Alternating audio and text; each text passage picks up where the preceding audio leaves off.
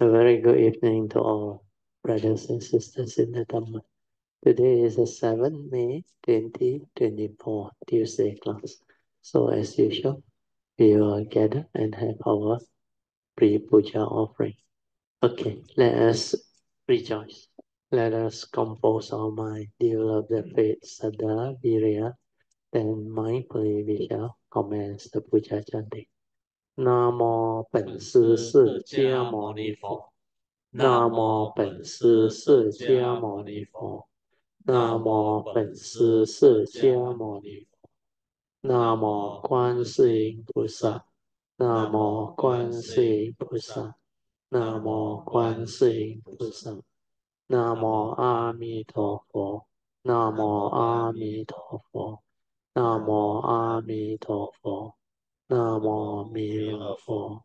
南无弥勒佛。南无弥勒佛。南无普贤菩萨。南无普贤菩萨。南无普贤菩萨。南无地藏王菩萨。南无地藏王菩萨。南无地藏王菩萨。南无佛菩萨。南无佛菩萨。南无佛菩萨。อะระหังสัมมาสัมพุทโธภะคะวาพุทธังภะคะวันตังอะภิวาเทมิสวากขาโตภะคะวะตาธัมโมธัมมังนัมมัสสามิ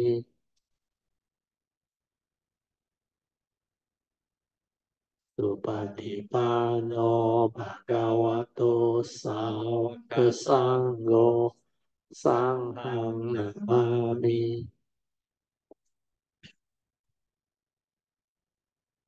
นะโมตัสสะภะคะวะโตอะระหะโตสัมมาสัมพุทธัสสะนะโมตัสสะภะคะวะโตอะระหะโตสัมมาสัมพุทธัสสะนะโมตัสสะภะคะวะโตอะระหะโตสัมมาสัมพุทธัสสะพุทธังสรณังกัจฉามิธัมมังสรณังกัจฉามิสังฆังสรณังกัจฉามิตุติยมปิพุทธังสรณังกัจฉามิตุติยมปิธัมมังสรณังกัจฉามิตุติยมปิสังฆังสรณังกัจฉามิTatiampi Buddhang Saranang Gacchami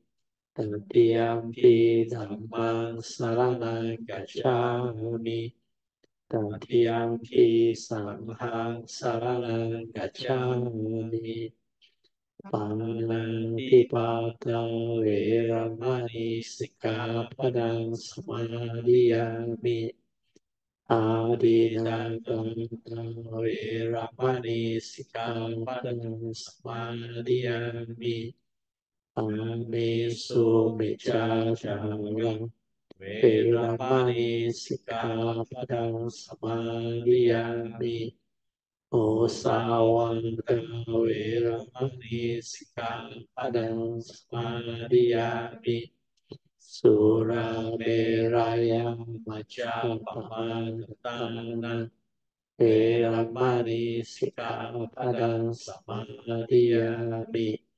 Okay, you all can be seated.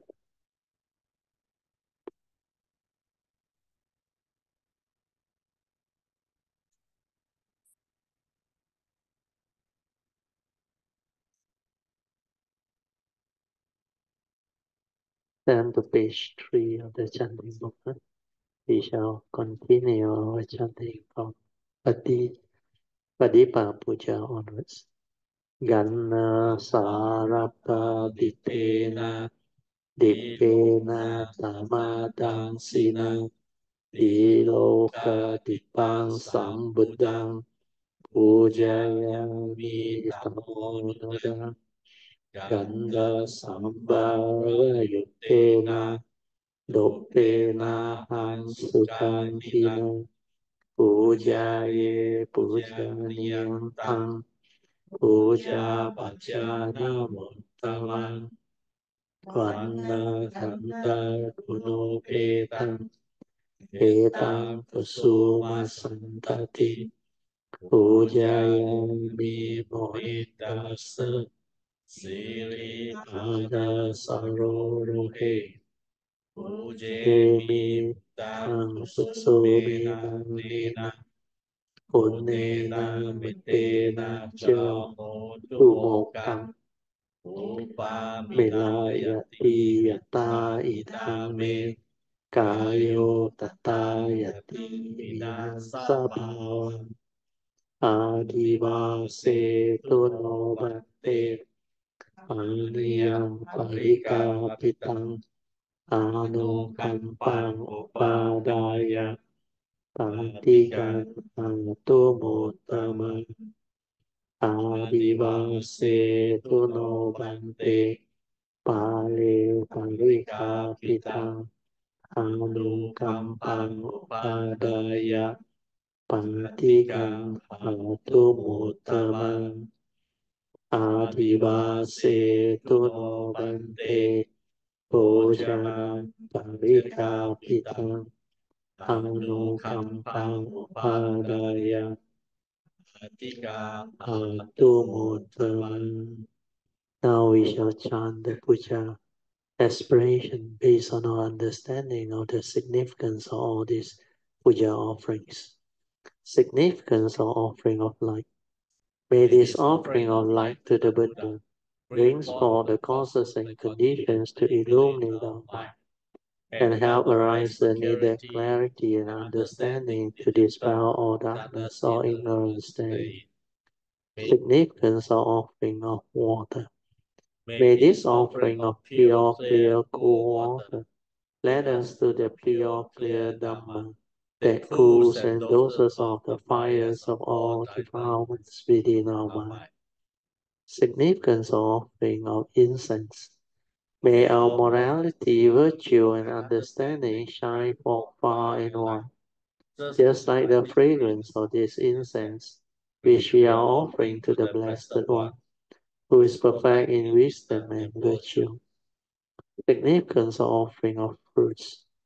May this offering of fruits remind us of the Dharma, of generosity, and the fruit of our karma, so that we will diligently strive on with heedfulness to attain the path and fruition as soon as possible.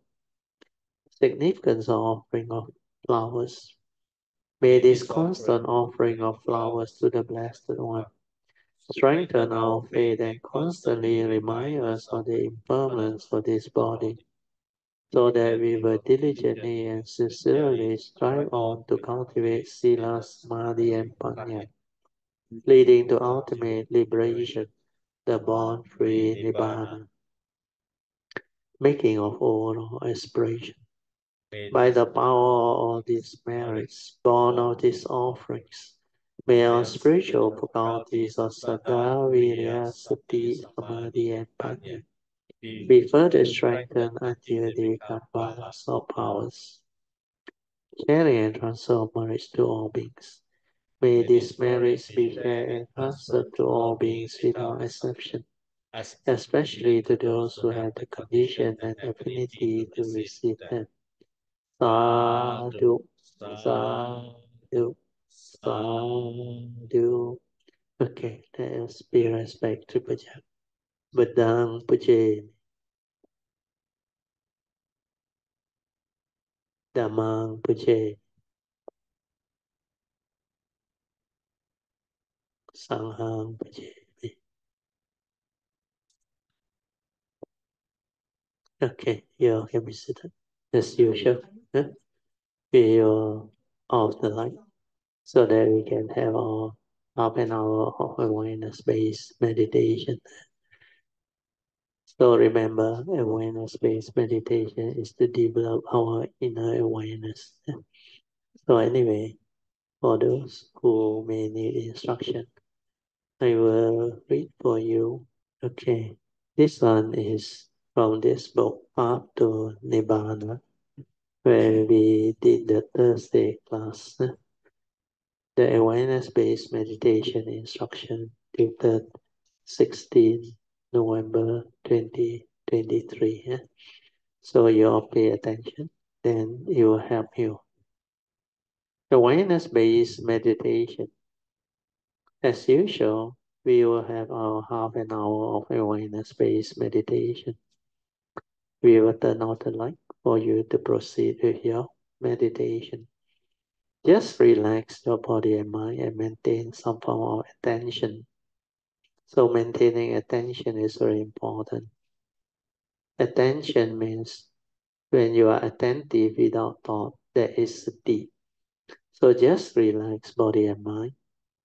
Relaxation of body and mind is the first, what they call support for developing this awareness-based meditation. Then maintaining attention is maintaining awareness. So I read again. You just relax your body and mind and maintain some form of attention. Then we can commence our half an hour of awareness-based meditation. Always remember, awareness-based meditation is to enable us to develop the inner awareness within. There are 4 support to help develop this awareness-based meditation. First support is relax. Relax into every mind state that arises. Just maintain a relaxed body and mind. Don't try to know, don't try to do anything. Just relax and maintain awareness. Maintaining awareness is the second support. Then stabilizing the awareness is the third support. The last support is trust. This fourth or last support you only do after you have developed the ability to stabilize your mindfulness within. Otherwise, the first 3 support are good enough.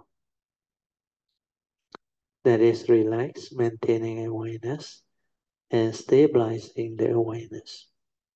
When you can stabilize the awareness within, you will come to understand another aspect of mind which is beyond the thinking, beyond the thought process, which is just the pure awareness nature within. With that, great understanding and joy can arise within your nature. So we just silence our mind, relax body and mind, and maintain inner awareness. Just do that. No need to know or do anything. Because the knowing and the doing is always by the thought. So make your mind alert, attentive, and just aware. Just aware. Whatever arises, aware. Then finish of it. Do not allow it to continue. This pure awareness nature within needs to be realized and stabilized. After you can do that, your meditative mind, which is a tranquil and still mind without thought, will manifest. That is your true mind, your silent mind. That is the mind that can develop the wisdom, the insight to awaken you. Since this awareness-based meditation can help you realize the awareness nature within, we must therefore develop and stabilize it. Then make use of it to cultivate the meditative wisdom and understanding needed to liberate our mind. Realizing this inner awareness nature within is important. This is your primordial mind or your true mind. It existed before creation and is responsible for the arising of thought process and the mundane mind. So this true mind is the first entity to come out from our nature. We call it the pure awareness nature. To develop the meditative understanding, we need to return our thinking. We are just being aware to the pure awareness nature, allowing the thinking to naturally slow down by itself, while just relaxing and maintaining awareness. That is, don't try to know or do. Then through the process, the thought loses its ability to move or proliferate further, thus becoming very quiet. Then you just continue to maintain awareness. Whatever arises, away. Whatever arises, away. And continue to maintain that silent inner awareness. Then the thinking mind or mundane mind that you have been using throughout the day will start to slow down and slow down until they become very quiet and very still. Then you will experience the tranquility and stillness of mind, thereby realizing the silent mind. The first glimpse of it is already very wonderful and beautiful. When you can stabilize it, you become even more beautiful. After you can be with the pure awareness nature, you can understand a lot of things. Then inquire, without thought, who are you? What are you? And what is that nature all about? From then on, you will become very different. You will become more aware and more sensitive. The awareness nature makes you more sensitive, where you are just aware and no longer distracted by the thought process, the heedless thinking, the mental activities, and the mental state that arise. When all those mundane thinking or activity and stirring of the mind and emotion ceases, you will realize that true mind, which is so beautiful, it is so bright, luminous, tranquil, and still, because it's just the pure awareness nature. The bright, luminous nature which is beyond thought, beyond mind. That one can see things as they are, can awaken, can insight into phenomena, to realize the three universal characteristics of anicca, dukkha, and anatta.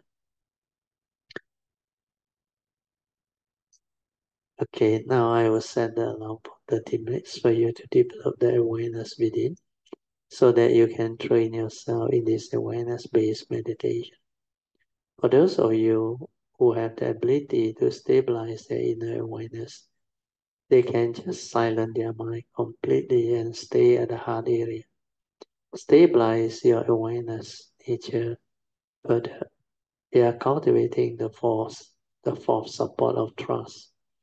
Trust your own awareness nature to develop the meditative movement while just silently observing with a silent mind to understand what is going on within your own form and mind, to understand how you function as a human being, and understand clearly who you are and what you are.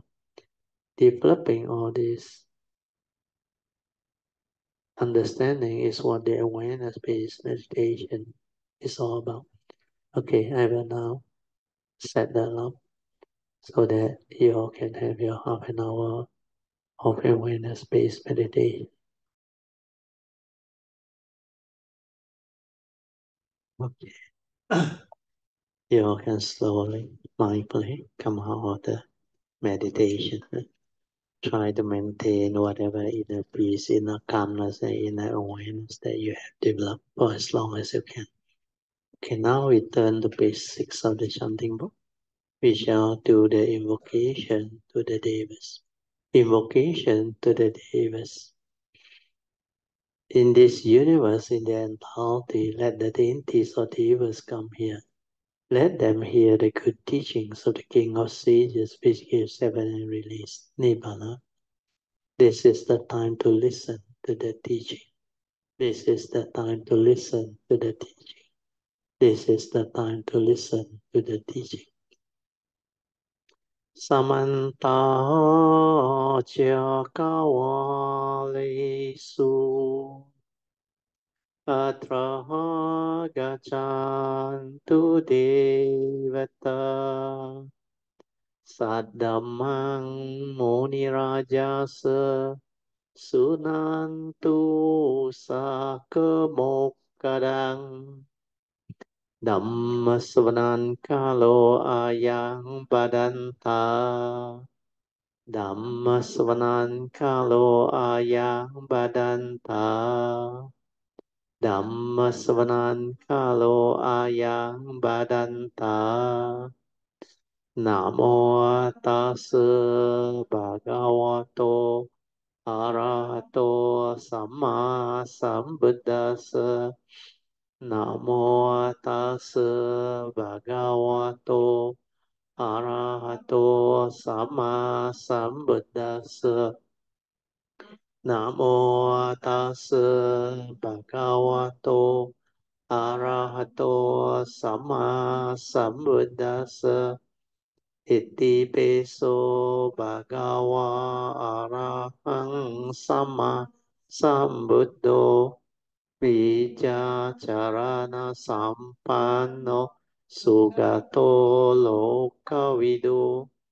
Anuttaro purisa dhamma sarati satta deva manusanang buddho bhagavati.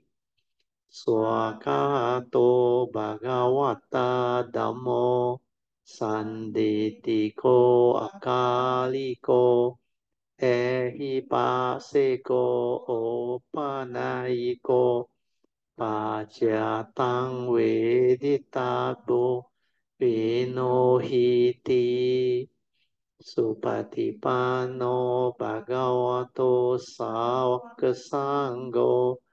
Ujupatipano bhagavato sāvaka sangho. Nyaya patipano bhagavato sāvaka sangho. Samici patipano bhagavato sāvaka sangho. Yadidang catari purisa yukani atta purisa pugala esa bhagavato sāvaka sangho. Ahuneyo pahuneyo dakeneyo anjali karaneyo anuttarang punyang ketang lokasati. Sadhu, sadhu, sadhu. Okay, now we'll continue from where we stopped. We are at page 566, the wonderful Dhamma Lotus Flower Sutra. Now I will read to you from where we stopped. Now again, you turn that most wondrous, unsurpassed great wheel of Dhamma.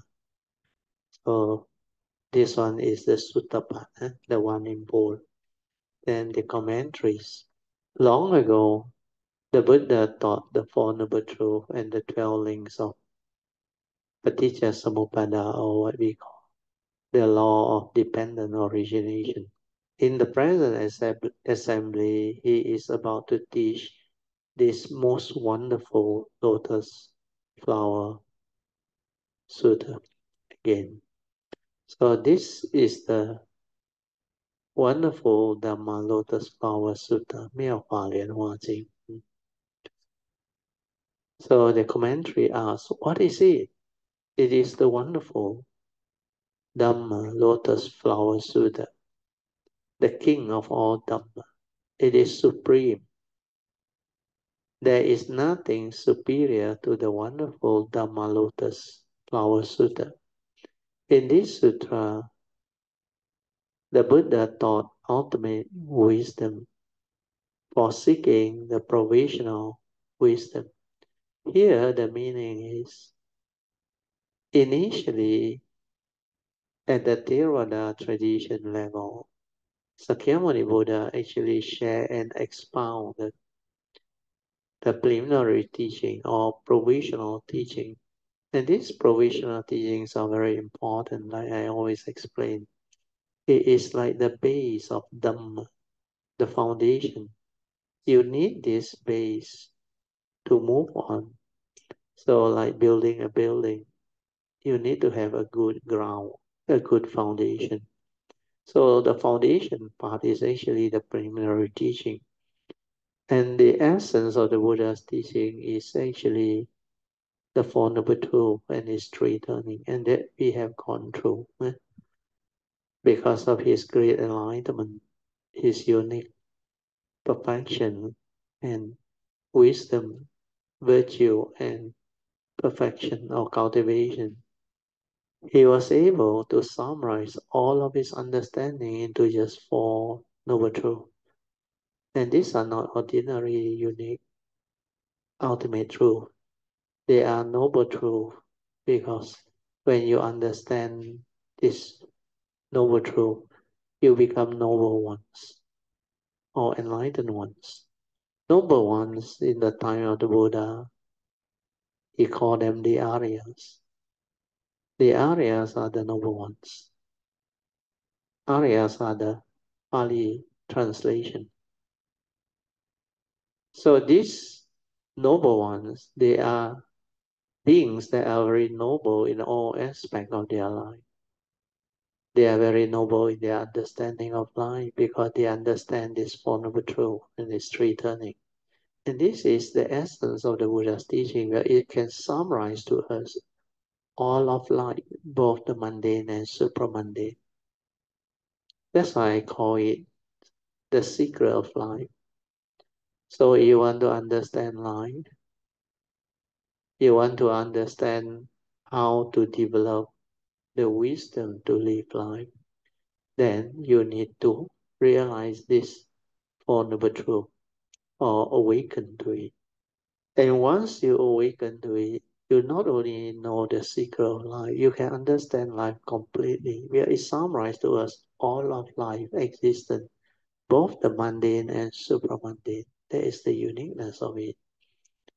Then when he turned it three times, the three types of corresponding wisdom can arise.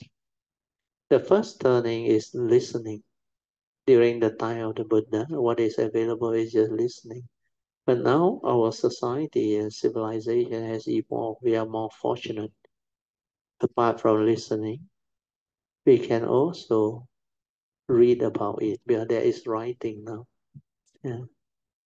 Then not only read about it, we can also have the uh, technology to record them. In the past, there is no such thing as recorder. Then later on, our civilization progressed. Then we have a lot of these recorders. So the early days on our recruit, like we have gone through the 50s, 60s, and the 70s, we only have cassette tape or tape recorder. Then as we progress, we develop what we call video. Then even the videos, later on, we develop digital form or the internet. Advent of the internet give rise to digital technology. So we now have all the, earlier on was floppy disk, CD, and later on we now have pen drive. Then now we even have more sophisticated chips, computers and all these things. So not only hearing, we are in the past, the first turning wisdom can only be developed through hearing, either directly from the Buddha himself when he arises, or through somebody who understands his teaching. At that time, we need to rely on Ananda, Venerable Ananda, where he's very good in memorizing all these sutta, and he is gifted. So when you listen to the sutra or discourse of the Buddha, you can awaken. That wisdom is called Suttamaya Panya, the first turning wisdom, after hearing the sutta from the Buddha. But nowadays, you can based on what is available. Listen to it through all the sharing in the internet or in whatever documented form. Yeah? It can be books, e-books, or what we call all the recorded media. Then apart from reading, listening, we can also develop them through other means. So nowadays we have Dhamma sharing, Dhamma talk, or even Dhamma session, workshop. Sometimes they hold seminar or retreat. So all these are the advent of new way of developing wisdom. So listening is the first. Then reading nowadays you can consider as first turning wisdom. Then we move on to what we call contemplation, reflection, and inquiry.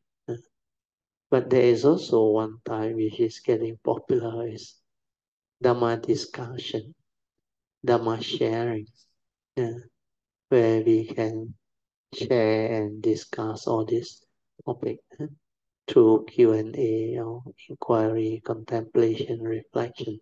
So this one gives rise to second turning wisdom. If you reflect on it, contemplate on it, inquire into it, then you are able to stabilize the understanding or wisdom as taught by the Buddha under his discourse or proclamation of the Dhamma. Then you give rise to the second turning wisdom, which he called Chintamaya Panya. Then if you develop the meditative training, it gives rise to the third turning wisdom, which the Buddha called Bhavana Maya Panya. Bhavana is the meditative training, or we call it sati-based, awareness-based meditative training. So if you will cultivate the third turning wisdom, it is very penetrating. It will awaken you. It will lead to awakening.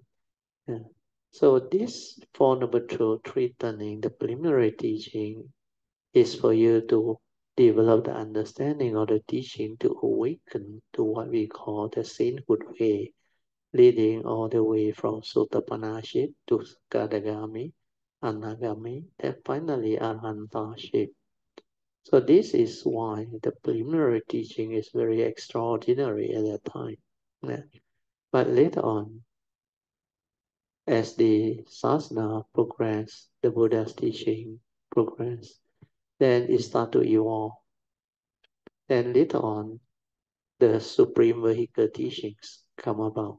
That's why this wonderful Dhamma Lotus Power Sutta is a very unique supreme vehicle teaching. This one is the most complete and longest teaching that the Buddha shared regarding the supreme vehicle way, means how to cultivate the Bodhisattva way, leading to the perfection of wisdom and perfection of all the paramitas, all the 10 perfections, to become Sammasambuddha. And this is a very extensive teaching. That's why, like I explained earlier on, the sainthood way is relatively, I use the word, easy. And it's also possible to realize it within short period of training.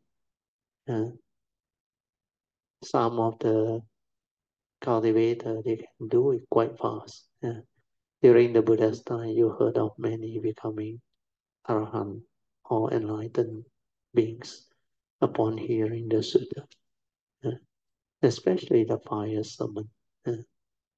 And you also have many other Charaka story that also mention a lot about this.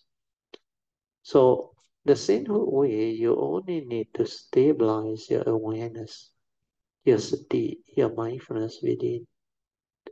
Then from there, you silence your mind and make use of the sati or mindfulness, awareness nature within to cultivate, to develop the stability of daily mindfulness leading to heedfulness.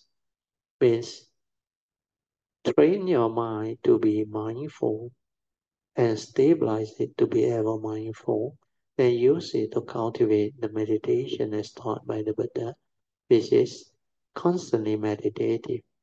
And that meditation as taught by the Buddha is none other than the Noble Eightfold Path or the Fourth Noble Truth proclamation. So if you can do this too, and you stick on to it, you will have heedfulness. Then, like the Buddha said, if you do that, you will realize the supreme born-free Nibbana. That is basically Dhammapada verse 23, which the Buddha said, the constantly meditative, ever mindful and steadfast one, they will realize the supreme enlightenment, Nibbana. Yeah. So all these are very clear in the preliminary teaching or provisional teaching.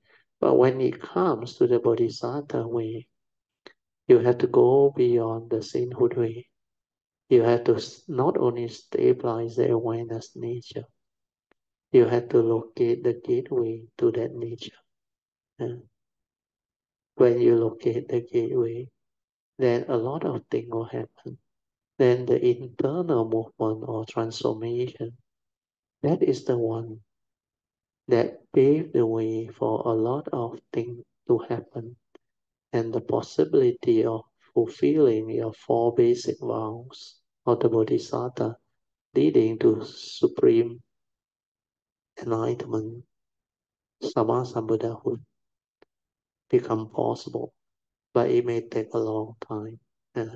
So as far as the Bodhisattva who go on this path is concerned, they got no problem with time, where they will know time, existence, and life is part of samsara activity. And once you go this way, you can develop clear understanding of what this thing is. Then you will not be deceived and deluded by it. Then you can just go this way without hesitation. Then you will realize what the Buddha taught. That's why the title of this sutta is the Wonderful Dhamma. Wonderful Dhamma is when you realize this teaching through emptiness, you will realize wonderful existence. Then life becomes meaningful, wonderful, amazingly beautiful. That's why it is a very unique teaching. So there, just now in the sutta is mentioned how the Buddha initially taught the Four Noble Truths and the three turning in the first sermon, Dhammacakkappavattana Sutta. Then now they move on to the final phase of the teaching, which is the wonderful Dhamma Lotus Flower Sutta. So this is the explanation. We go back to the commentary. I will read through again. Then you will understand. Because it is so wonderful. Oh, sorry. Up there. It is the wonderful Dhamma Lotus Flower Sutta, the king of Dhammas. It is supreme, and it is nothing, and there is nothing superior to it. In this sutta, the Buddha taught ultimate wisdom. See, here the word ultimate wisdom is very important. Forsaking provisional wisdom. The sainthood way until arahantship, these are the provisional wisdom. Why is the word provisional used? It's like in our daily activity or communication. We always use the word initial teaching or provisional teaching. Because we need to teach this before we can teach the ultimate or more detailed type of wisdom. So initial and provisional are the base that we need to teach. Like when we are going through our education, we need to initially go through primary education, learn the basic of that education system. If it's taught in certain language, we need to learn the language. Then need to learn how to understand the basic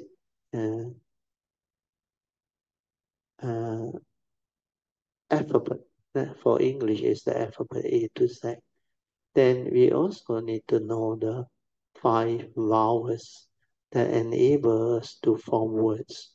Then apart from that, the others are called consonants. Then we need to form words. Then use that word to construct sentences. Then from there, paragraph. Then communicate, study, and do all those things. And this is what education is. So teaching is the same. When they know this, they have the basic already. Then you teach them knowledge, because teaching, if it's not spiritual, it's technical, it's literature and all those things. And these are all thought-based education. But when it comes to spiritual, it's no longer thought-based. Of course, a lot of people will fall into thought-based learning. They use the thought as an instrument. But spiritual, especially for the Dhamma, you need to realize the teaching which the Buddha called the Dhamma, which is beyond thought, beyond mind. So you cannot use thought as an instrument to actually learn this spiritual teaching or the Dhamma. That's why the emphasis is on sati, mindfulness, leading to heedfulness, or awareness-based meditation. So when you are aware, it means you have sati, you have clarity, you don't think, you are not clouded by the thought process, you are not lost in thought, you are not heedlessly thinking, reacting, stirring, affected by the emotion or whatever views, opinion, conditioning, and belief system that you hold on to within your memory, within your brain activity. So this is where the big difference is. When you are not able to develop this awareness within or sati, you cannot understand, you cannot see, because just like I explained, man can only do one thing at a time. Either you are aware within and you can observe what is going on and understand what is going on, or you are lost in thought. Lost in thought means what? Preoccupied with what you are thinking, your problem, your worry, your anxiety, your excitement, your emotion, your whatever fear, worry, anxiety, sorrow, and lamentation, or insecurity. All these mind states are sankhara activity. These are the ones that clouds your nature, distract you, and condition you to grasp, cling, and hold onto all this creation by our mundane thinking or mind. So this is what the mundane mind is all about. Mano. And when you are so preoccupied in this, since birth until now, and you use it for so many things in life, even in your study, in your daily activity, or whatever thing you do, most of the time, you use your thought. You are lost in thought. Some have insomnia, cannot sleep. Then you try to train that mind by using the thought, by focusing, concentrating, or go into absorption. These are all conditioned states. This is not a free mind. That's why you cannot be in the state of sati or awareness to understand what is going on. If there is no silent mind to observe, you cannot understand. The thought cannot understand because the thought is limited. And the thought is limited by its own instrument. So that thought within that tiny space and its content cannot understand what is beyond its space. Of course, it can have knowledge of a lot of things, of the world and all those things, through memory, I could say. But it lacks the awareness to be aware of all the conditioning and how all this come to be. How you hold on to the memory, the accumulated experiences, good and bad, all of your knowledge, your views, your opinion, your conditioning, your belief system, your phobia, everything. And how you accumulate them and create your own misery, suffering. And all this you cannot see where you lack sati, mindfulness. So the preliminary teaching is to let you understand this, then break free from sakkayaditthi, self-delusion, and the initial wisdom that develops to allow you to break free from ignorant avijja to become arahant. Once you can realize arahantaship means you understand what that form of mind is. You are not deluded by it. Then you will not grasp onto it, cling onto it, and hold onto it. Then you will also come to know there is another aspect of mind, which is your pure awareness nature. That is just aware. And that one is not a being, not a sound. It cannot come out and live life. But they know with that, when they die, it ceases. The mind realizes itself and ceases. And you realize Nibbana, the unconditioned. Then because there is no more ignorance, no more rebirth consciousness to cause any more new becoming, you will not take birth like normal living being again.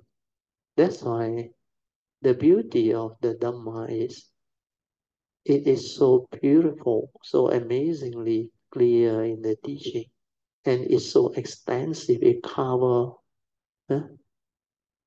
from the source, the beginning, to the creation until living beings become what they are, as they are now. Even us, human beings, has become so lost and so sophisticated. So to realize all this, to understand all this, you need to silence your mind. Bring your phenomenal world of consciousness experience back to the mundane mind. Then when you know that from the mundane mind arise, which means you understand the basic teaching, like the Buddha said, under Dhammapada verse 1 and 2, he always used the word, our mind, mano. Mind is the forerunner of all things. Mind is chief. When mind arises, all things arise. What is the meaning? Here it means we have this mundane mind, the mano, which is the forerunner of all things, because this is the one that started everything. All of creation starts from there. And this mano, the mundane mind, they can only arise when you have a form of mind to come and take birth, a vehicle and a tool. So because of that, the Buddha knew there is a five aggregate there. You have a physical body that has the senses. Then you have the consciousness that is trapped inside the mind. And the mind got four more aggregates. Feeling, perception, activity of mind, mental state, mental intention, and the content of consciousness, everything that the mind can do.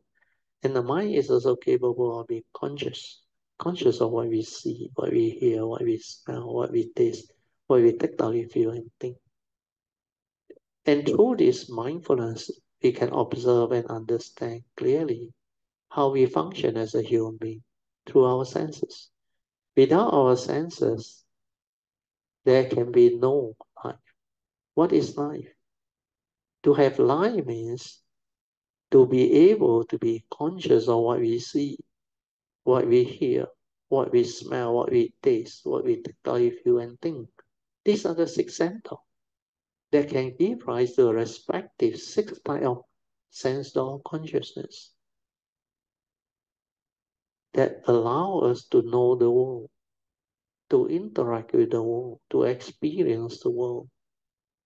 Take, for example, seeing consciousness and hearing consciousness. These two are very beautiful, very important.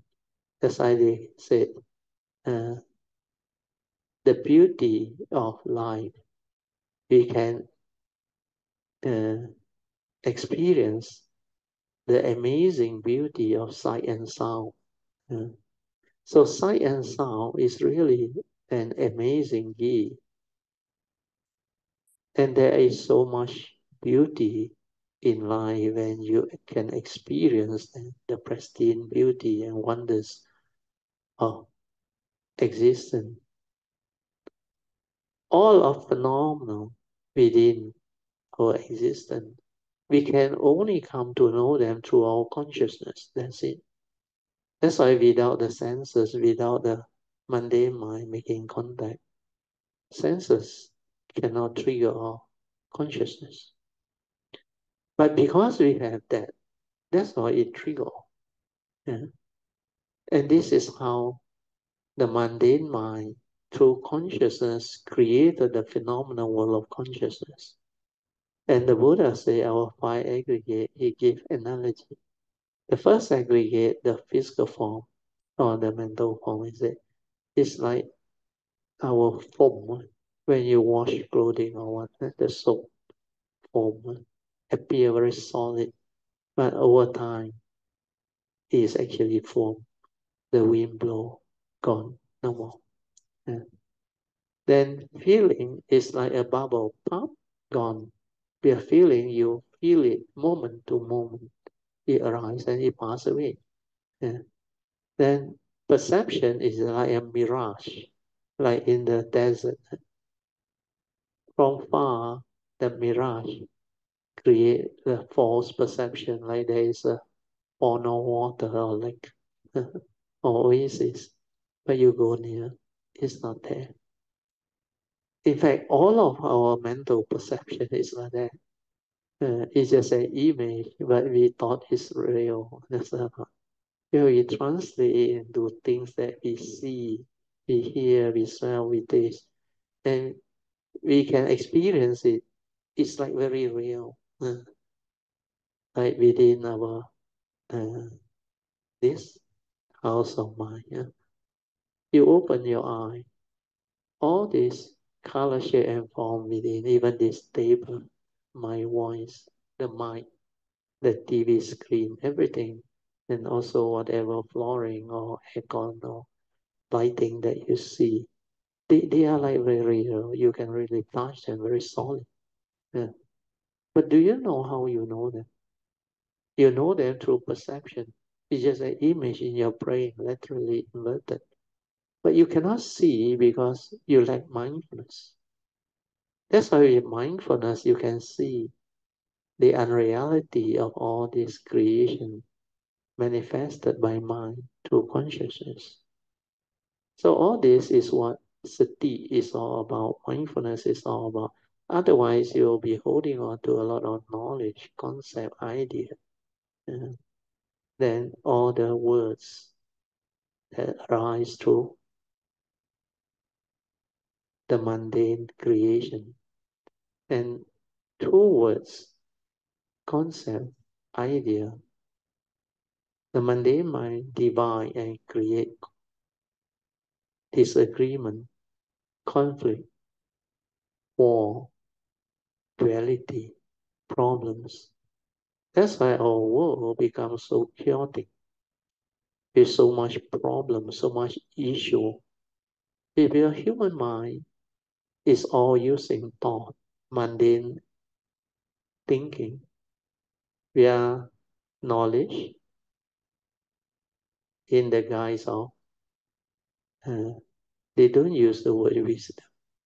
They use the word very smart, very intelligent, or very cunning. And sometimes they use very high-flung, professional words, like they give you the title professor, doctor of philosophy, PhD, or master degree, or graduate with first class honors, second class honors, so-called. Then they create special award. All this is actually pointing towards the achievement of the thought process. But spiritually, there is not much appreciation in that field. And spiritual understanding is like quite barren within the human race. Sad to say that not many people have wisdom, but a lot of them have a lot of knowledge. They are very smart. They are very intelligent and all those things. But when it comes to spiritual understanding, if you look around, you hardly really can find. So all this is what that teaching is all about. Why the Buddha is so unique, why his teaching is so special and so unique. It's because of the enlightenment, the awakening through the long period of cultivation that they have developed. Although according to the Buddha, enlightened beings are a lot. But Samasa Buddha also a lot. But we are talking over a long period of time. But the numbers are very rare compared to the numbers of beings. The enlightened ones are very rare. Very, very rare. But during the time of the Buddha, when the sasana is still very strong, especially during the time of the Buddha in the first few hundred years, I think there are still a lot of enlightened beings at that time. Yeah. But as time passes by, we see a trend which is very strange. I always share with Kayamita. If the teaching that has been passed down is still the authentic true teaching, then like science, once they have breakthrough and progress, they will progress very fast. And a lot of scientists are becoming more and more clever, more and more smart, and they discover more things. And they actually bring forth a lot of progress within their own field, technology-wise. We call it the science and technology development, the digital age, and many other things. But when we look back at the spiritual thing, it is also the correct and authentic one that lead to progress, then by now we should have more and more enlightened beings. But how come we are not seeing all those things? And certain book even wrote that nowadays you are very lucky, you can even find one Sotapanna around, or first stage of sainthood. To them, it's like the sasana has deteriorated until you can hardly find even a first stage of sainthood. Yeah. So it points towards one thing, that what has been passed down and popularly accepted and believed in may no longer be the authentic true teaching as when the Buddha was around. Yeah, when the Buddha was around, there are so many Jataka stories and proof that enlightened beings are everywhere. And there is like so many of them, and so easy to awaken to even lay people becoming Sotapan, Sakadagami, Anagami, and Arahanta. So many of them. But why are we not seeing them? Yeah. So these are the things that cultivator of the way should be able to come to their own conclusion, or what I should say, understanding. If that is the case, then you should explore some other means of understanding. If what you have been doing for the past 10, 20, 30, 40 years doesn't bring about much changes in your own personality, character, and understanding of the teaching, then something must be wrong with the thing that you have been taught or practicing or cultivating. Is it sati-based, awareness-based? Does it lead to heedfulness?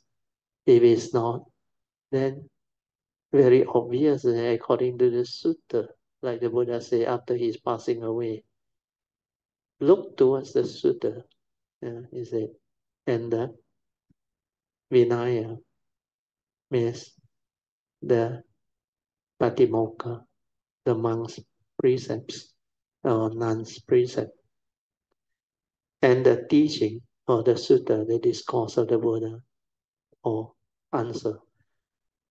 If you cannot find them in any of these, then the Buddha says it's not what he teach. So heedfulness, Dhammapada verse 21 to 23 is in the sutta. That's why it's so clear. And the Buddha said it so clearly. Heedfulness is the path to the deathless, whereas heedlessness is the path to the dead. The heedful never die, and the heedless are as if dead. So if that is the case, then you have to start from heedfulness. You have to understand what heedfulness is. Then from Dhammapada verse 23, you work on it. Are you ever mindful? Are you constantly meditative? You cannot be heedful in the midst of life. You don't stand a chance.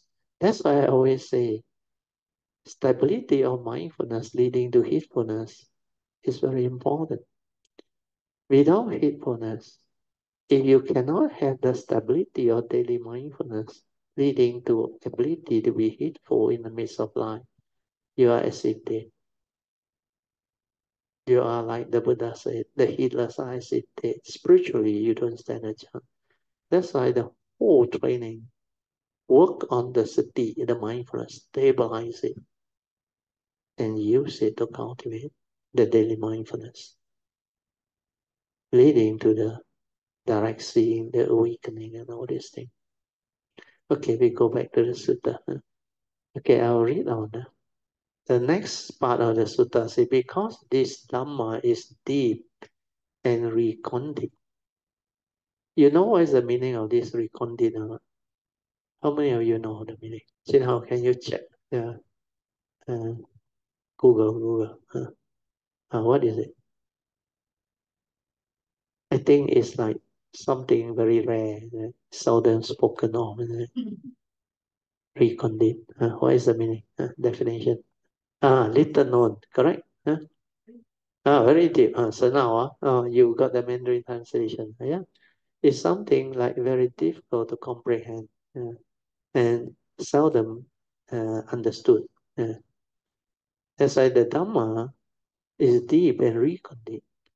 Few are those who can hear the word, believe it is not so good, can understand it. But it is a correct word. Most people don't believe the Dhamma. Do you all realize that? Not to say Dhamma. When you tell them, got karma on, ingo on, he say, you don't listen to it. Yeah. Karma also they cannot accept. You ask them to accept the Buddha Dhamma.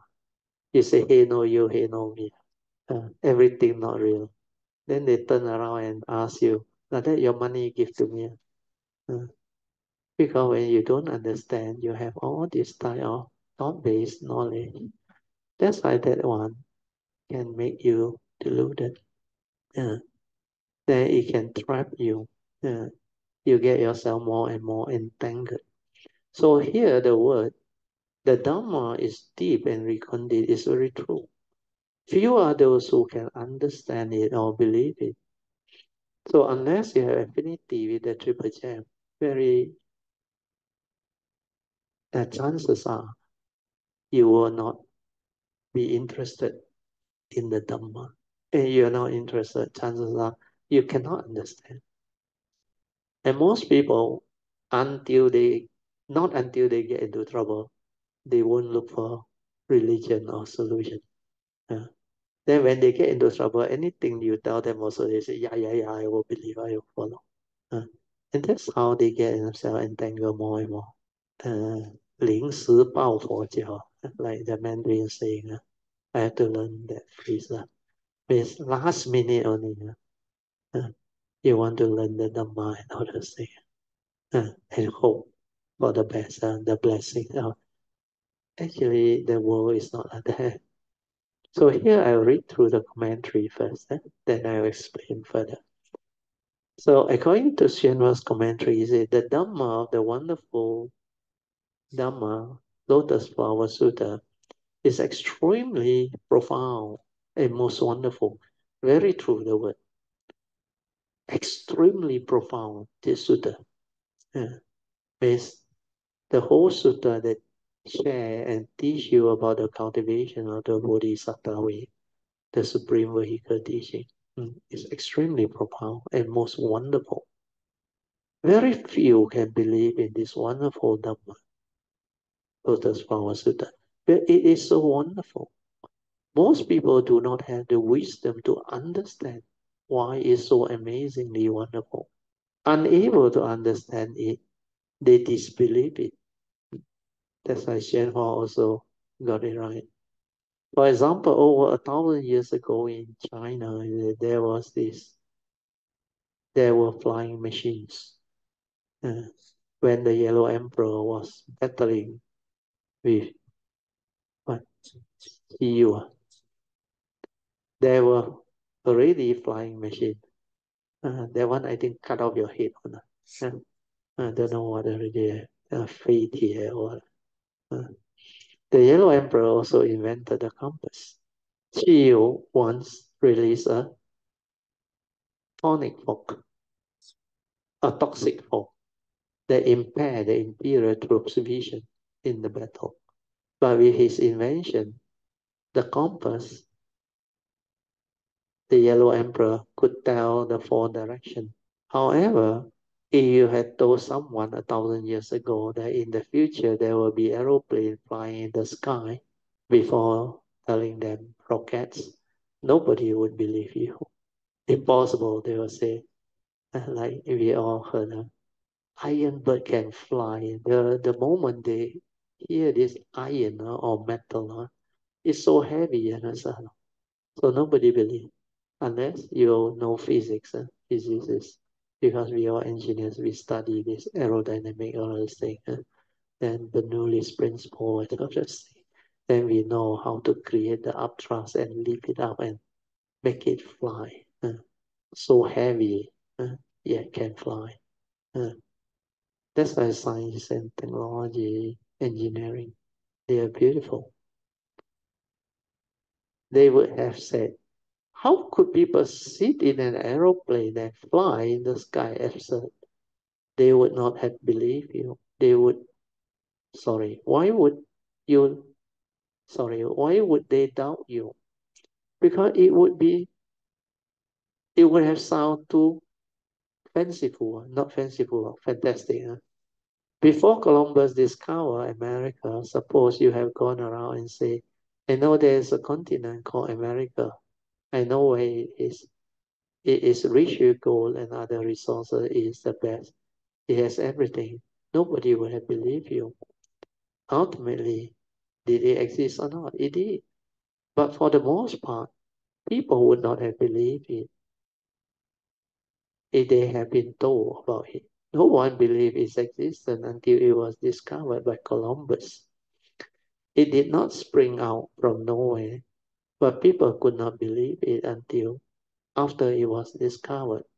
When it was discovered, it did not suddenly spring into existence. It has been there all along. This one reminds us of our nature. It has been there all along. You didn't discover it. You didn't realize it. You cannot be aware of it. That's the problem. Then the other example that I can think of is, well, when I was young, I liked geography. Yeah. And the question is, if somebody in the olden day were to tell you the earth is round, you will say the fellow is already mad, crazy. But they got a lot of evidence to show that the earth is round. And not only that, when they sail around the globe in the opposite direction and end up there, then they realize it is round. Then now with science and technology, then you realize, round and yet can spin on its own axis and go around the sun. And all the water in the ocean cannot overflow. They cannot understand. But to them is, they only have the knowledge of what their thought tell them. Whatever water finds its own level. That is where you don't know science, you don't know physics, you don't know gravity, and you don't understand what atmosphere is. And how the whole thing can just rotate on them. And inside the earth crust, a lot of molten lava moving inside there. Only the surface that has the land and the ocean, they are the solid masses. So all these are very difficult for people without understanding, especially ancient people, to have a understanding of what this thing is or even believe what it is, especially the earth is round. And all this has been established. And the other more amazing thing is they always say our earth is the center of the universe. Oh, like we all very important. Human being is the greatest. Everything evolve around the earth. Then they realize we are so insignificant. One of the third planet from this sun, and the sun is like any other star. Any of these stars that you observe in the sky, they can be either bigger or smaller, or the numbers are countless. And there are so many of them, billions and billions and billions in the whole existence. So you think you're very significant? You are nothing, actually. Then the worst is, within this planet, now we got 7 over billion population. You only one of the 7 billion. You think you're very special. Then include the non-human. Human beings number in nothing. It's like a speck of dust.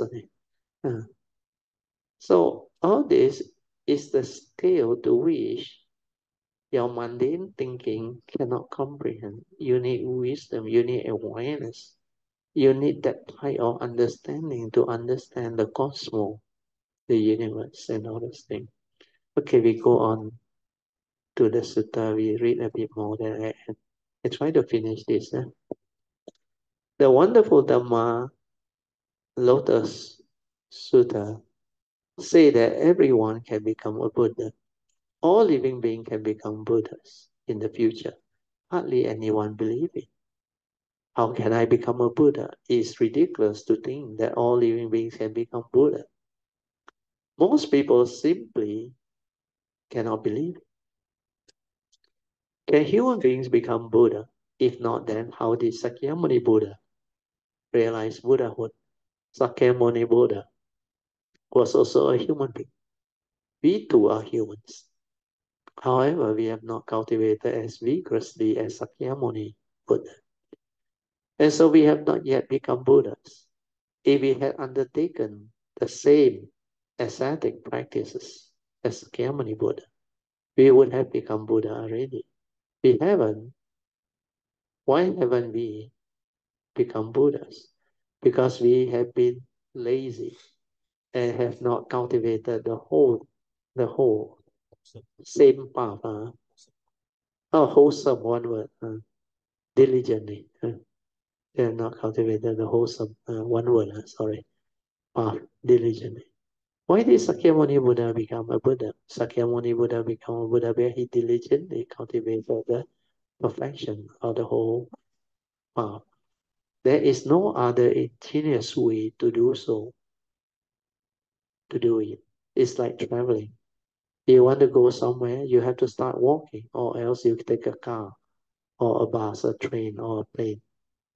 You have got to start moving. If you just say, I'm going to New York, but don't take action, you will never get there. You have got to set yourself in motion. Sakyamuni Buddha knew that he could become a Buddha, so he began cultivating the path to Buddhahood and ultimately realized Samasa Buddhahood. We are still an ordinary Puthujjana, but we think it is great to be who we are now. Look at me, I'm a human being, I'm smart. We have huge ego, even greater than the Mount Sumeru. We may think highly of ourselves, although our actions are not lofty. In fact, we generally behave in a base and lowly manner. We do not apply ourselves to getting rid of greed, hatred, and delusion, the three virtues, which are base and low. We do not take our own potential or Buddhahood seriously, hence confirming the Suttas word. Few are those who can believe it. Most people, even a lot of cultivators, they used to tell me, well, Matthew, I can become a Arya, cukup lah, enough. I already very happy, very contented. Yeah, I sure become Arahant. Still, I sure become Arahant. So how to become Arahant? Because he still believe he exists. There is a atta, an entity there. This is not what the cultivation is all about.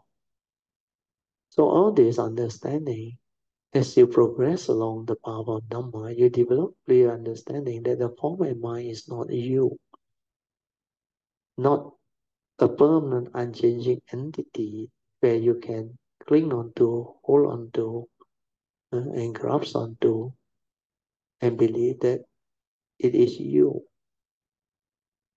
That's why the I, the me, and the personality, the ego, they are false, deluded. When you deludedly believe in it, suffering will be the result. There is no such thing as a permanent, unchanging entity that transmigrate and continue life after life.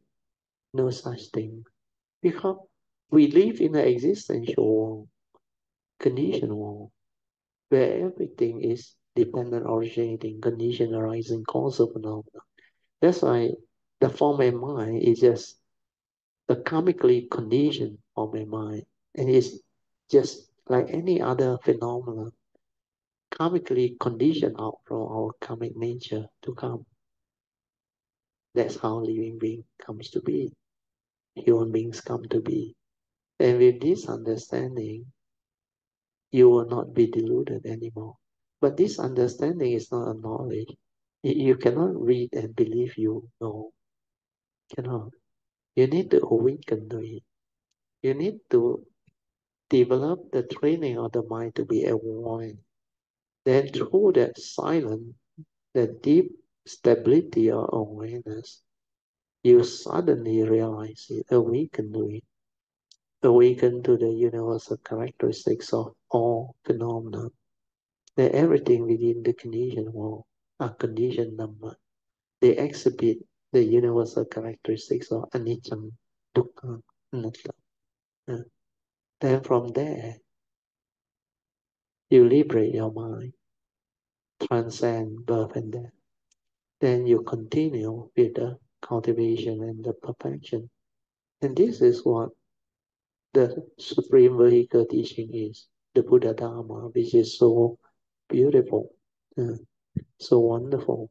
That's why the title is Wonderful Dhamma, Lotus Flower Sutta. It comes from the Lotus Sutra description. True emptiness is wonderful existence. That's why wonderful Dhamma is wonderful existence. Yeah. So the Mahayana call it Sen Kong Miao Yu. Means within true emptiness, when you realize it, existence becomes beautiful. Miao, wonderful. So life becomes meaningful, beautiful, and wonderful. Amazingly wonderful. And it is really something that you can understand. It's a living reality. That's why I wait for the new book. I have to finish off that thing before we have our second session.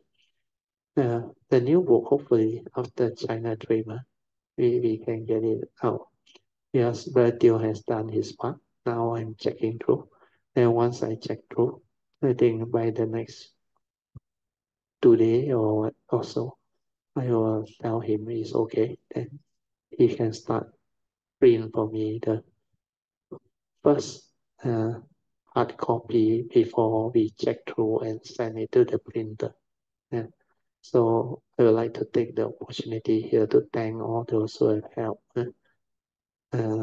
make this book possible, especially those who have volunteered and help us do the transcript, proofreading, and also formatting and whatever role you may have played in making this new book possible.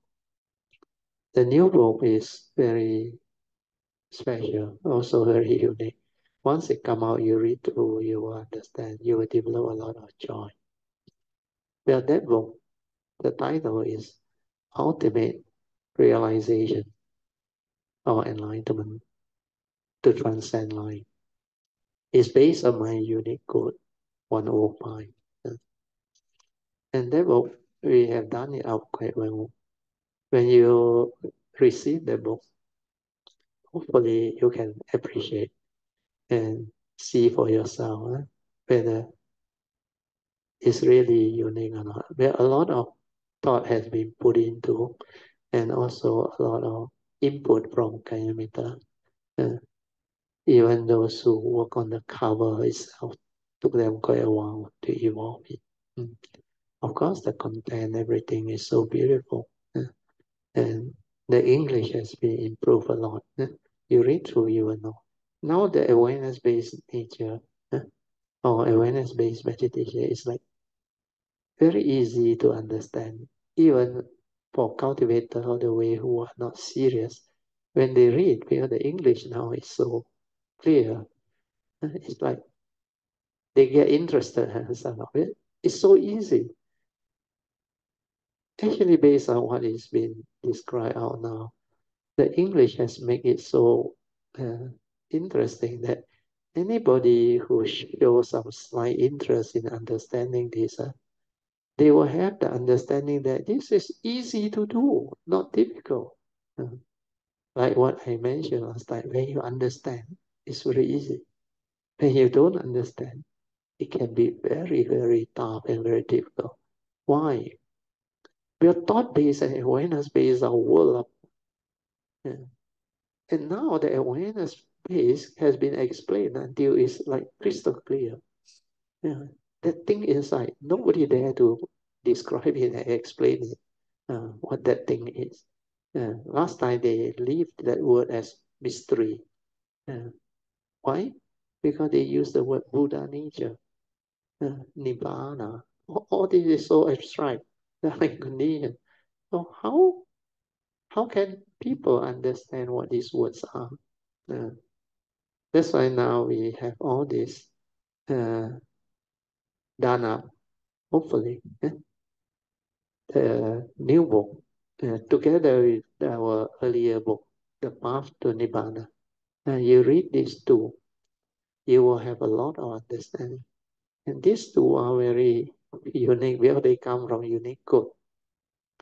And a lot of the Bodhisattva way, Supreme Vehicle teaching are inside that.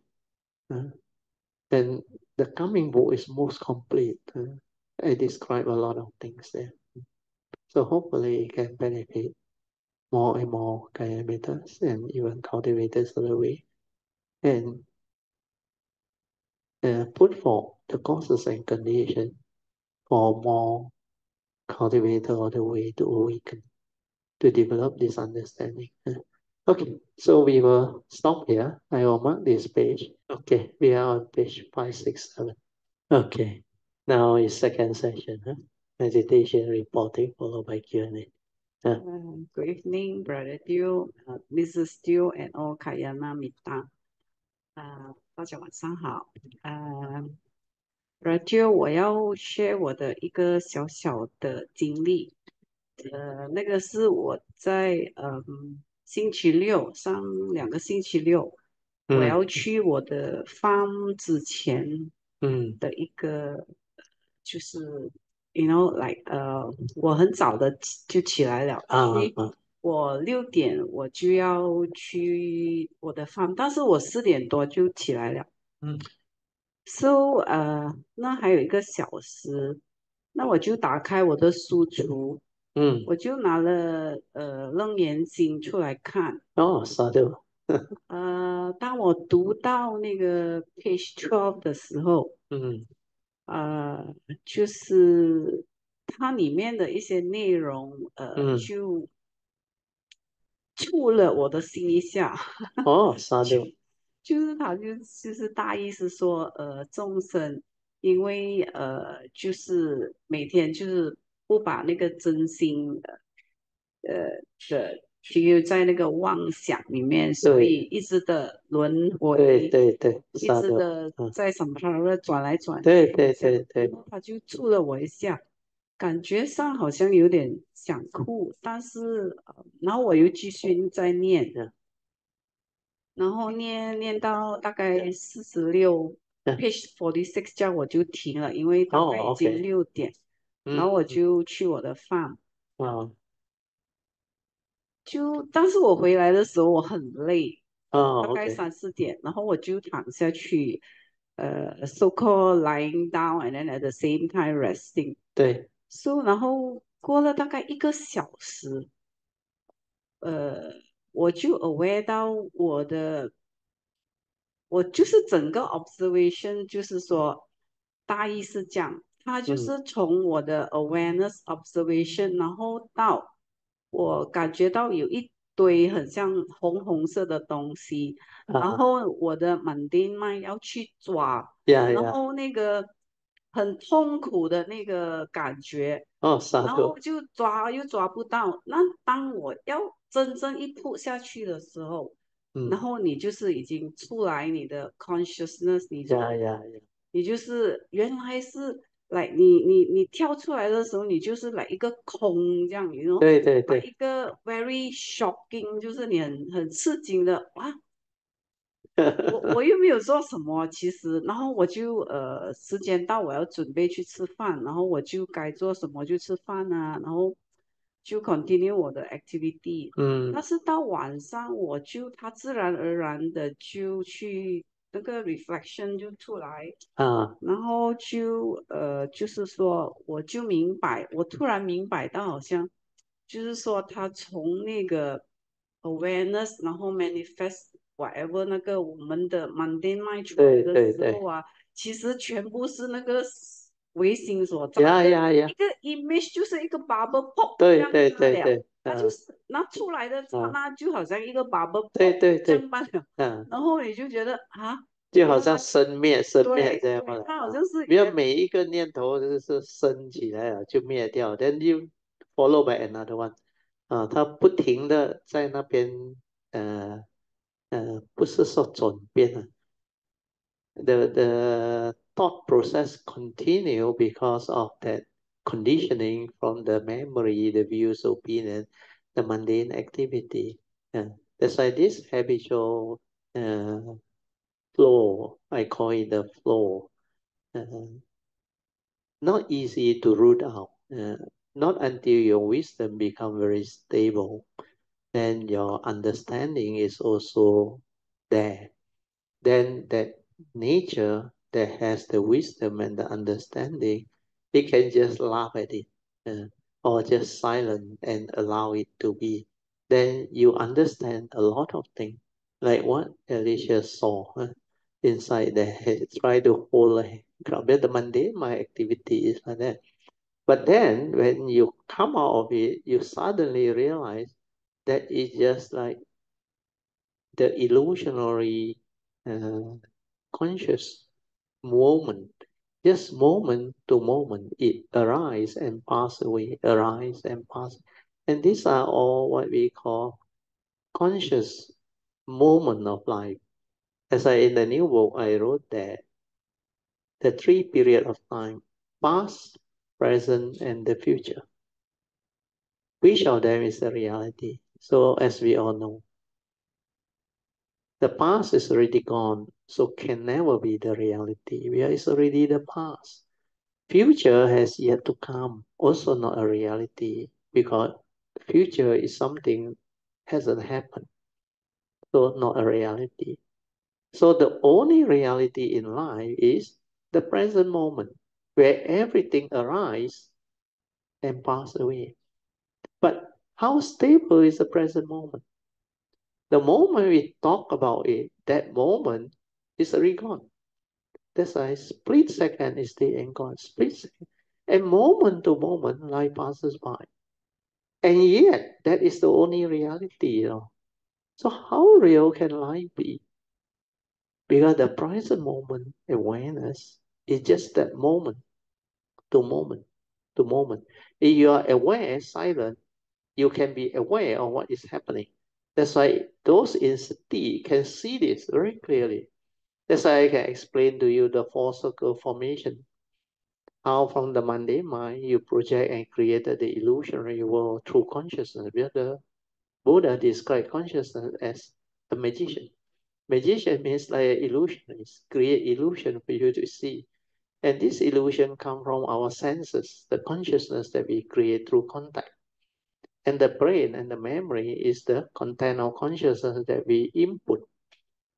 All the things that we accumulate there, which we develop through our views, opinion, conditioning, belief system, phobia, or whatever you accumulate, even your tradition, your knowledge, your education, and everything. You have a bundle of this memory and you live according to this. That's why I say acting according to memory is not acting out. But these are all your rubbish accumulated. These are not wisdom, mainly thought based, knowledge based. Then from here, you input your content and form that thought. And that thought, the moment it arises, it passes away. And another one arises and passes away. Then in between, there's a lot of stirring, agitation, the duality of like and dislike, pleasant and unpleasant, all the various type of emotion, like fear, worry, anxiety, sorrow, lamentation, whatever emotion. Of course, sometimes when you know how to meditate and relax and maintain, then you experience the quietness, the peacefulness, the bliss, the pity, the sukhang. All these are possible. These are mind states. But the problem is, without understanding, you will grasp and cling where you hold. Where these are the state of mind that the mundane mind creates for you to grasp and to cling.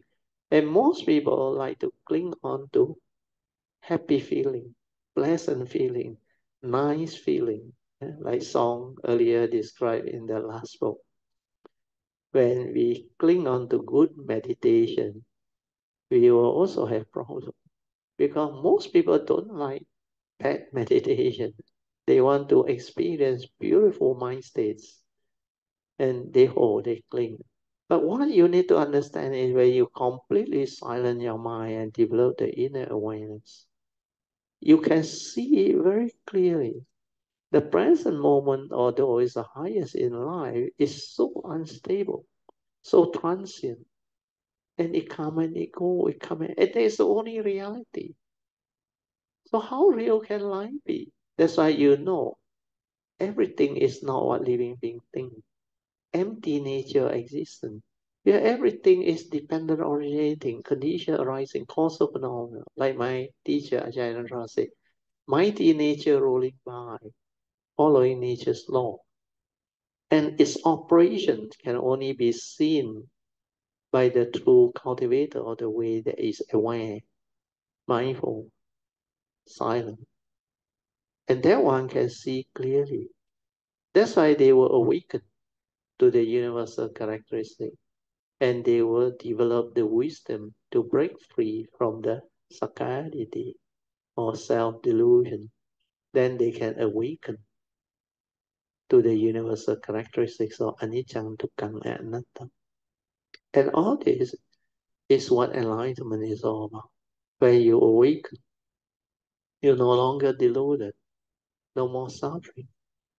Then after that, when it's stabilized, then one day all this understanding reach a stability where the mind will enter into cessation on its own. Means the mind that realizes itself and cease. That's why the unconditioned Dhamma, the realization of Nibbana, can manifest. And when it manifests, only that form and mind that gone through that cessation can understand what it is when it come out again. Yeah. That's why that Dhamma is pacetam, can only be realized by the wise each for themselves. If you are not the wise one, the cessation cannot happen, cannot occur. So that is how amazing and beautiful this teaching is all about. So what Alicia has gone through is good. Yeah. So all this will add up to the understanding. Okay, Alicia, 不错，sadhu. 哎呀，不然就actually 刚才不然就讲那个 three universal characteristic，我 reflect 回去，我在里面都有看到，就是你真的好像明白到，哇，真的是一切唯心造，真的一切唯心造，你能够悟到的在里面，对，because you see the manifestation. That's why everything is mind make 阿的，一切唯心造，心造成的 ，created by the mind. Really true. Without the mental intention, without the sankhara activity, all this cannot arise. It arises because of sakkayaditthi, sankhara activity. Yeah. That's why mind is the forerunner of all things. Mind is chief.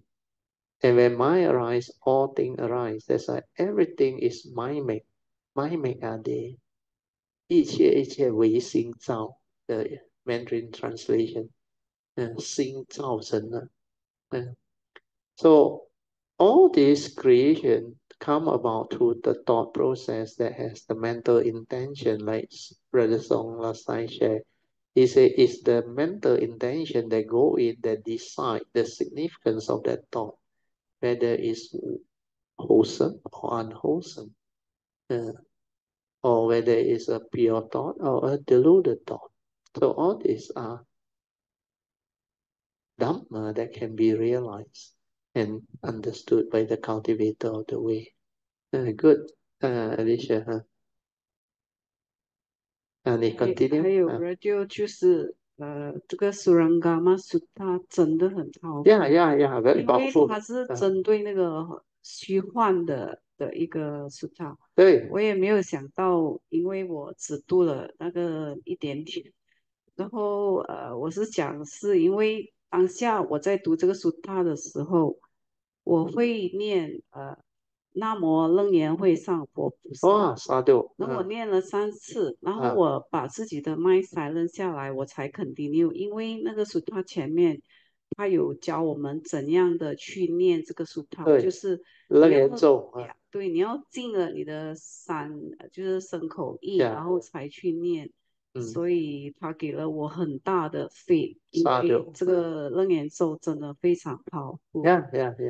还有就是那个上个星期二我在 Brazil 这边不是开会，然后我们去吃饭，对对对，然后我们回来就是 start class 的时候，当我一进去 meditation 的时候，我的就是我的就一直 stay 在我的 heart，然后它就开始在 vibrate，然后有一点点的 movement，然后我发觉到我的awareness 是一直 stay 在那边的。very good。然后到最后 graduate almost end 的时候，我 aware 到 something like you know，那个 awareness 好像慢慢慢慢 manifest 去怎样 go through 那个 thought 对 process，对对，然后我就 like 哇 I was like huh it's like so amazing， Yeah, how the creation happened。这样都可以，对，it's like everything is really like then you can be at the moment of consciousness or no.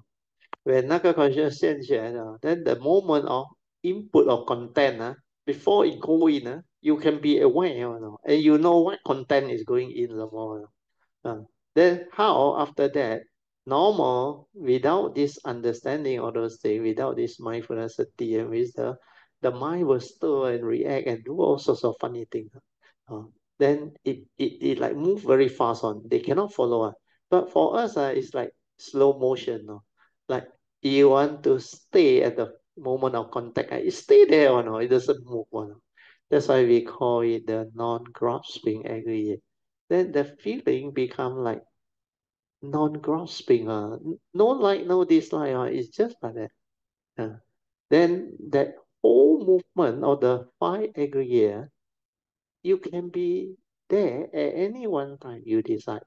At the moment of perception also, you want to know, the perception come out. You don't want to know, it's the pure awareness, the pure perception before the know. All this like very interesting. Will show it to you. Then when you are in that state without the word, without the whatever Sankara aggregate, it's just the pure consciousness or the pure perception of that thing which is called the reality. No labeling, no word, no concept, nothing. Then it can be that movement become very clear to you. That's why you can understand and awaken to all these type of things. It's not the thought anymore. That's why the awareness nature is something that cultivator of the way only can understand.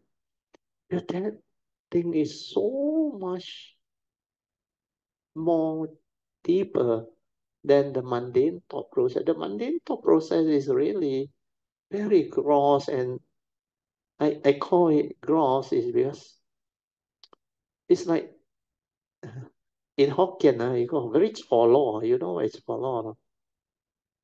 In Cantonese is what? Cholo, cholo. Means not refined one, no, understand? Like 乱闯,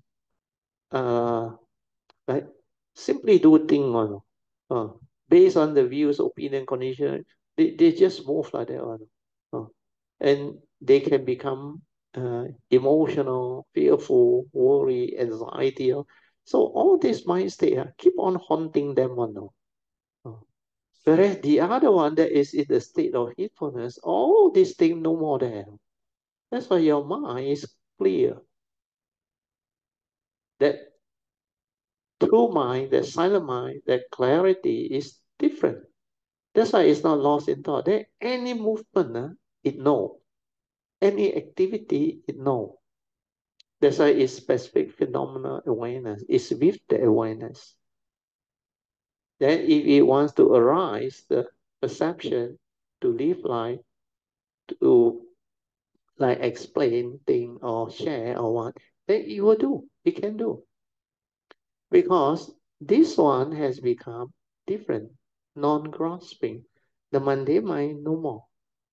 All this activity cannot rise anymore. And it's just the way it is. That's why it see things as they are so clearly. And everything is just the way it is.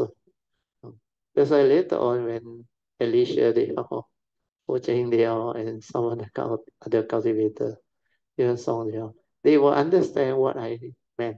Then they realize that nature is so beautiful, so amazing, and is capable of so much things. The understanding part and all those things, the awakening and the transformation from inside and all those things. That's why what the scientists lack is the understanding of what the awareness nature is. But they cannot meditate until that state. Otherwise, they can also create a science out of it. That's why now I try to put in the book the English language to simplify it so that cultivator of the way can understand. But these are simple English that can let you understand what this thing is. So all this, as you start to like seriously with the faith go in and develop the cultivation, you will progress very fast. You will transform very fast. And a lot of Kayamita has done it and has the ability to go into all this. That's why my nature rejoices. And now not only Kayamita, I realize a lot of outsiders, they haven't met me, but they listen. They can go and listen for 4 years on, not 4 days or 4 months. There are quite a number. They say, brother, that book, the difference between awareness and consciousness.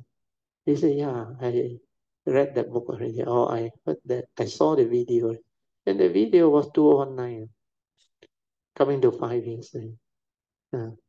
So all these are really happening is because those who are serious, they can listen attentively and understand. Then they follow the instruction. Then they appreciate and they progress.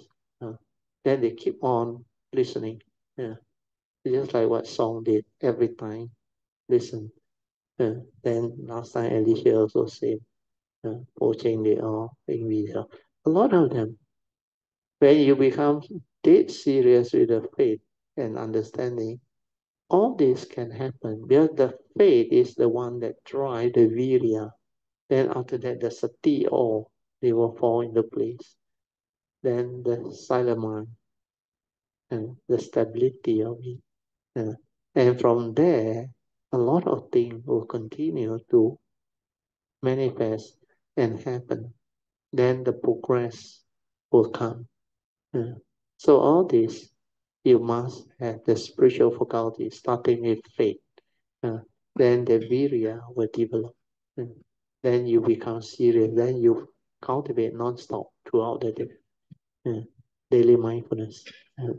In fact, a lot of them through daily mindfulness, they progress. Sorry, Alicia, continue.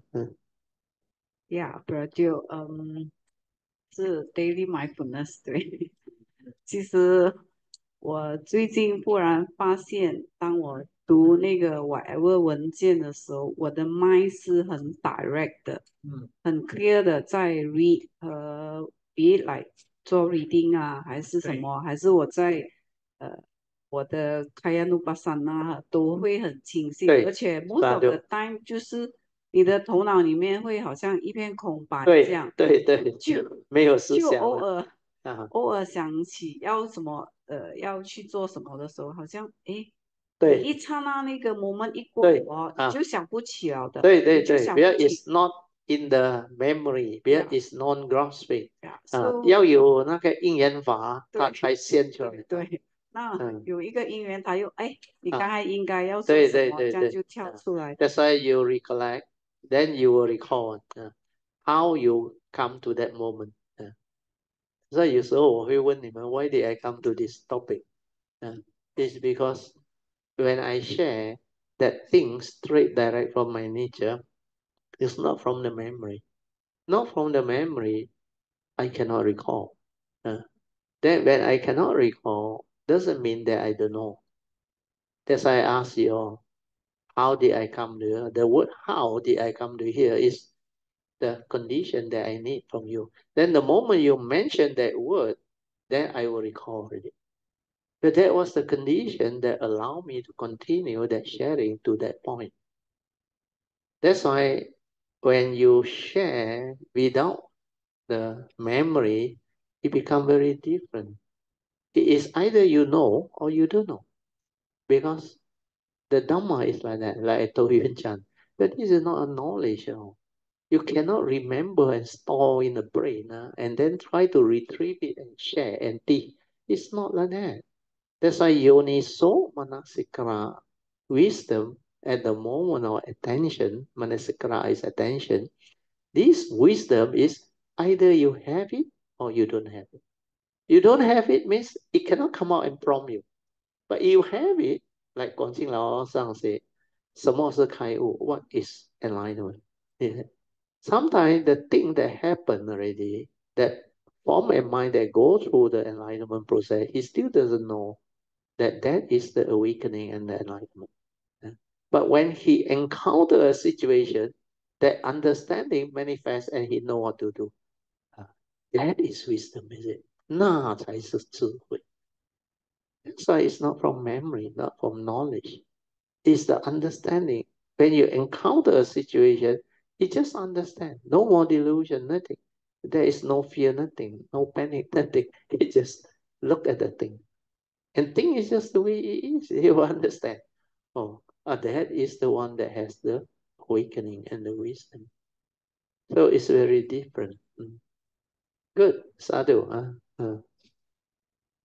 还有一个很小的 sharing，我认为是很不错的一个，you know，一个就是家里如果有什么你虽然有工人，但是你看到某一种事情，你看到某一件事，你会很直接的都没有经过你的头脑，你会去处理 ，spontaneous。因为如果我在那个 thought 里面为什么这样讲？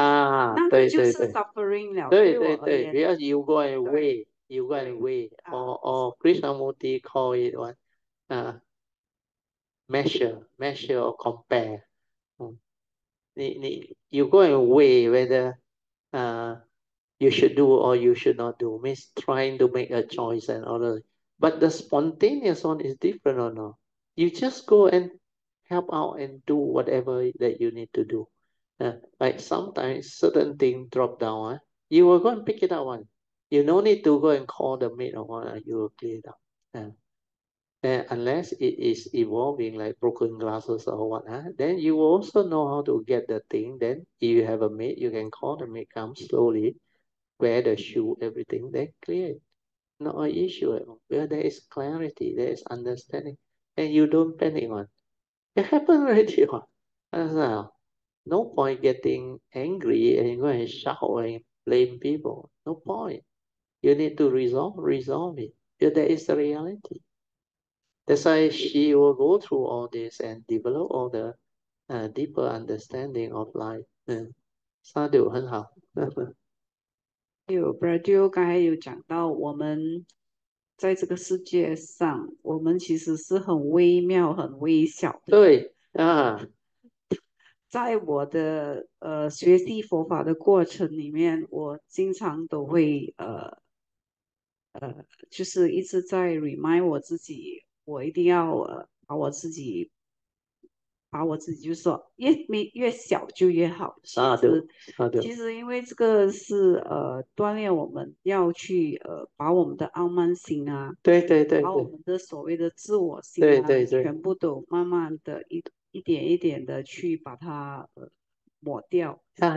所以我很感恩 Brother Dio 这10多年来的 guide 和还有佛菩萨的 guide。还有卡拉米达，我真的时常都会怀着一个感恩的心，我真的是太幸运，真的。